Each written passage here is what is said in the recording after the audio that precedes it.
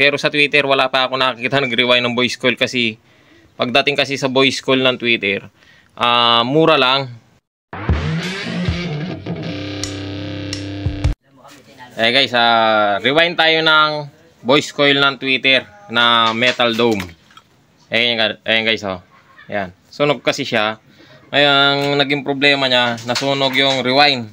Subukan natin siyang mag-rewind ng voice coil niya. Ito kasi yung dati. Ayan. Nasunog na, oh. Wala na, sira na siya. So, i-rewind natin. Guys, yung first layer natin. Ayan. Kung mapapansin ninyo, mapino at manipis. Ang ginamit ko nga palang dyan ay papel lang. Subukan natin. Ito ay experiment lang naman at titignan natin kung ubra. So, first layer pa lang yan.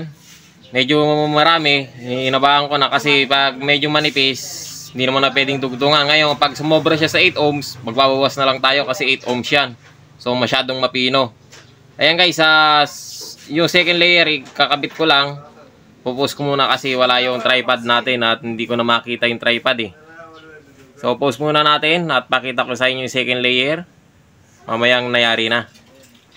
So, ayan guys, na-rewind na natin yung second layer at ayan, meron na siyang dalawang wire kung mapapansin ninyo. Itong dalawang wire niya. Ayan. So, nakakabit na at natapos ko nang na-rewind. Yung nga palang kinuha kong magnetic wire, di ko alam yung number kasi sinukatan ko na lang yung dati, yung nipis niya.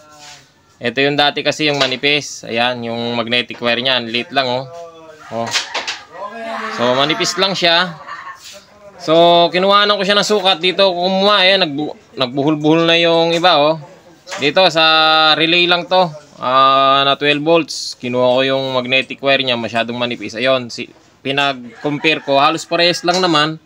Ngayon, kung hindi man siya papalo ng 8 ohms, so pwede na rin siguro, pang sarili lang naman. Ito ay testingin natin mamaya. Pag natuyo, patutuyuin ko muna siya.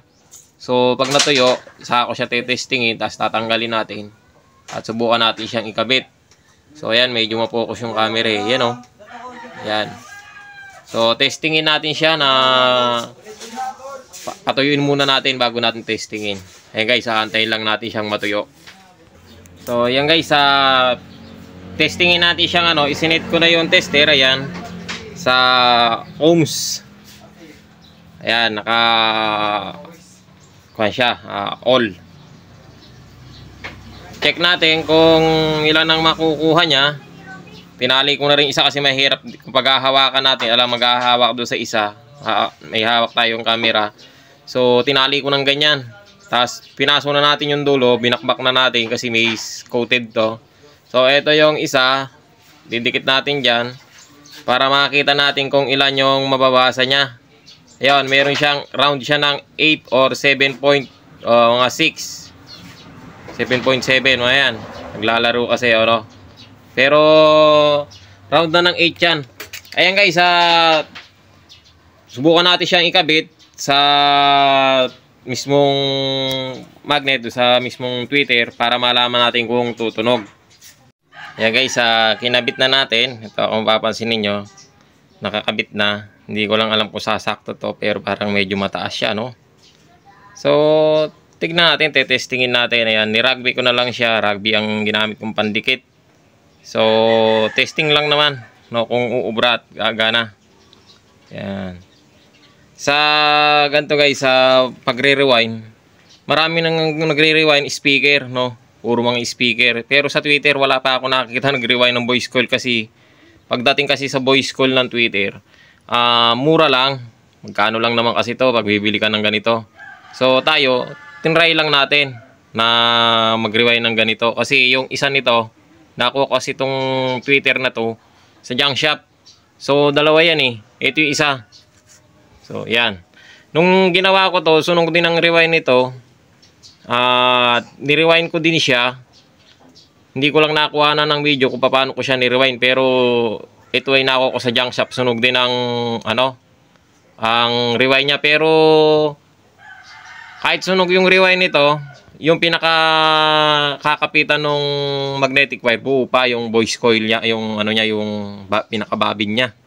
No, buo pa yon. Ni-rewind ko siya. Bali, ang pinalitan ko lang yung rewind.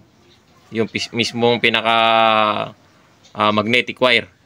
Hindi ko na pinalitan tong, kasi ito gumamit tayo ng karton yung ano, papel dito. Ito ganon, pero yung nauna hindi, yung paring ano, kumbaga sa magnetic wire lang pinalitan ko doon. Ganito lang tanso. Ni-rewind ko siya, pero umubra naman at okay naman yung isa na yon. Ito lang ang nasira dahil ikinarga natin sa ampli na yung nakasunog dito, yung umak na ni-repair natin nung minsan. Wala tayong maikabit na pan-testing. Ito yung pinang-testing ko, nasunog. So masyadong malakas, tapos na full volume siya, hindi ko napansin. Pag nung gumana, pumitik yung relay, nasunog. So ayan, ni-rewind ko siya. Ito, titestingin ko kung uubra. Pag okay siya, di maganda. So pagka hindi, pipili tayo ng bago. Try lang naman natin to. Guys, sayang kasi. Sayang yung Twitter kung di natin gagawin. Gumagana naman. Ito lang naman ang problema niya, ang voice coil lang naman ang sira. So yan guys, patutuyuin muna natin to. Medyo matagal matuyo yung rugby. So pagka natuyo, update ko na lang kayo at pakita ko sa inyo kung okay na. Yan guys, naikabit ko na yung ano, natuyo na siya. Yan, yung voice coil na ginagawa natin kanina. So okay na. At naikabit ko na rin siya dito, ni-rugby ko na sa may lagay niya. Yan. Ngayon, ikakabit natin siya dito sa dito. So mayroon namang ano yan, mayroon naman siyang pinaka-pattern na yan, yung dalawang bilog na yon. Tatapat natin siya dyan. So ayan guys, yung positive negative niya, nilagyan ko na rin siya ng ano, yung may Kyotex. Yung isa wala. Ayun. So para tanda. Ayun. Yun. Saktong-sakto lang naman. So testingin natin siya sa tester kung tutunog. Ito kasi pagka tinester natin ay tutunog yan, mag-aaligas-gas yan. So testingin natin kung tutunog ba siya. So, pasensya na kayo guys at wala tayong tagahawak ng camera, no? Mahirap, one hand lang.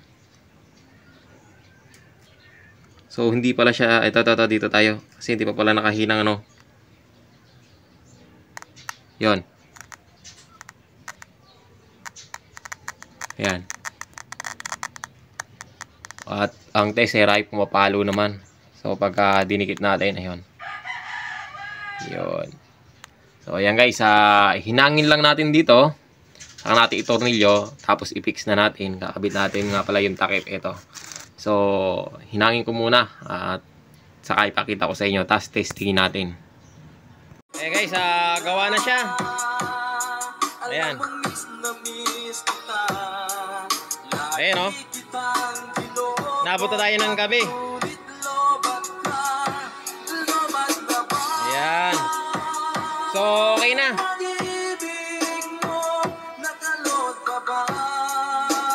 O, diba? Matarling ang tunog. Medyo mataas yung capacitor na nakakabit. May sumasamang boses. Ayan yung capacitor nito, yung 4.7. Ayan.